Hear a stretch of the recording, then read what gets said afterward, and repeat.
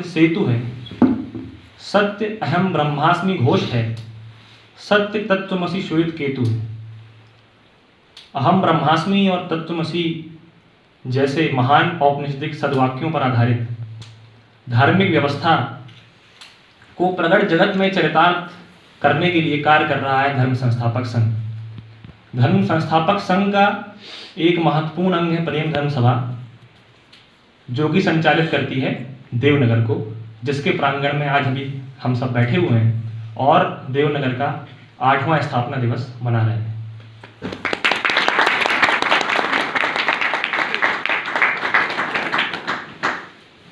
7 जनवरी 2016 को प्रथम बार इस क्षेत्र में, चित्रकूट क्षेत्र में देवनगर का स्थापना दिवस मनाया गया। देवनगर की औपचारिक स्थापना 7 जनवरी 2016 को हुई थी। हालांकि देवनगर का कार्य तो इससे 1-1.5 वर्ष पूर्व से ही चल रहा था। प्रथम बार आदरणीय गुरुदेव यहाँ पर 25 दिसंबर 2015 को पधारे थे और तब से ही इस क्षेत्र के भाग्योदय की कहानी लिखी जानी प्रारंभ हो गई थी।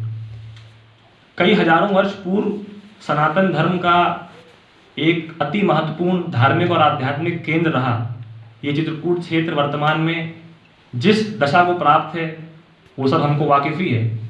पर ऐसी पिछड़ी हुई, गरीब, दूभर जगह पर यह सत्कार करने का जो गुरुदेव का निर्णय था, ये हम सबके लिए बहुत आश्चर्यजनक भी था और प्रेरणादायक भी था, क्योंकि इससे ये बात हम सबको समझ में आती है कि किसी भी परिवर्तन का प्रारंभ जो है वो अत्यंतिम छोर से किया जाना चाहिए, तभी वो अत्यंतिम व्यक्ति तक पहुंच सकता है।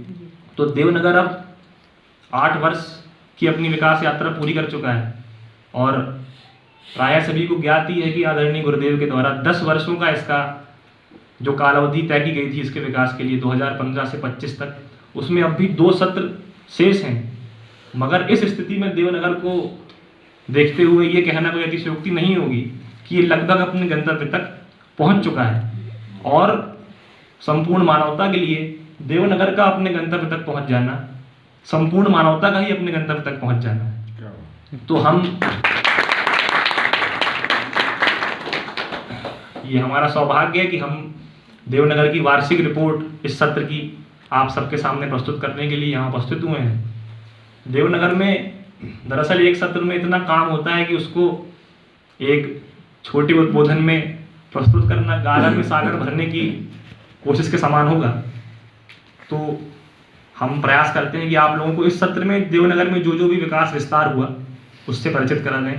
दरअसल 2015 से 20 तक का जो समय था वो देवनगर के आधारभूत ढांचे को तैयार करने के लिए था और 20 से 25 का जो समय है वो इसके विकास और विस्तार का समय है। तो देवनगर अब अपना जो स्वर्गीय रूप है वो धीरे धीरे धारण करने लगा है। ये आप सब जो इतने दिनों से देवनगर में स्टे कर रहे हैं, हमें विश्वास है कि आप लोग भी इसको अनुभव कर पा रहे होंगे। तो देवनगर की कार्य प्रणाली विभागीय कार्य प्रणाली है। 33 कोटि के देवता प्रसिद्ध हैं। हम सबको ज्ञात ही है कि देवता जो है वो 33 कोटि यानी कि 33 टाइप्स, 33 कैटेगरीज के होते हैं। चूंकि 33 ही काम है जिनको संपादित करना होता है एक अच्छे जीवन को जीने के लिए। तो देवनगर में भी 33 विभागों की व्यवस्था है और प्रति विभाग में न्यूनतम 5 देवताओं का प्रावधान है। इस तरह 165 लोगों की यूनिट हो जाने पर देवनगर की एक यूनिट कंप्लीट घोषित कर दी जाती है। ये देवनगर है यानी कि देव सभ्यता का ट्रेनिंग सेंटर। तो अभी इसमें वर्तमान में जो प्रमुख विभाग संचालित हैं वे हैं कृषि, निर्माण, शिक्षा, चिकित्सा, सांस्कृतिक विभाग, पाठशाला विभाग,